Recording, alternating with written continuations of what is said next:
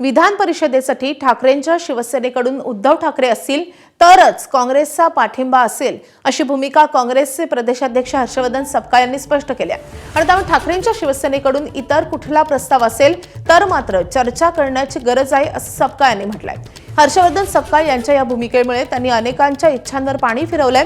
उद्धव ठाकरेंनी विधान परिषदेवर न जाण्याचा विचार केल्यास ठाकरेंच्या शिवसेनेकडून इच्छुक असणाऱ्यांची यामुळे अडचण होण्याची शक्यता आहे। उद्धव ठाकरेंशिवाय इतर नावं ठाकरेंच्या शिवसेनेकडून आल्यास महाविकास आघाडीतील तिन्ही पक्षांची संमती मिळाल्यानंतरच नाव अंतिम केलं जाईल।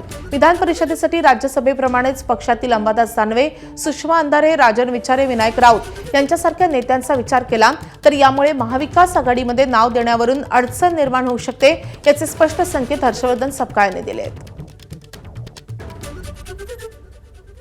विधान परिषदेच्या संदर्भामध्ये महाविकास आघाडीचा चेहरा उद्धवजी होतेच आणि आहे। त्यामुळे उद्धवजी त्या ठिकाणी जर स्वतः जात असतील तर जरूर त्यांच्या जाण्याच्या अनुषंगानं काँग्रेस पक्ष हा सहानुभूतीपूर्वक विचार करेल। इतर काही वेगळे प्रस्ताव असतील तर चर्चेची आवश्यकता आहे एवढं या निमित्ताने या ठिकाणी सांगू इच्छितो। एबीपी माझा, उघडा डोळे बघा नीट।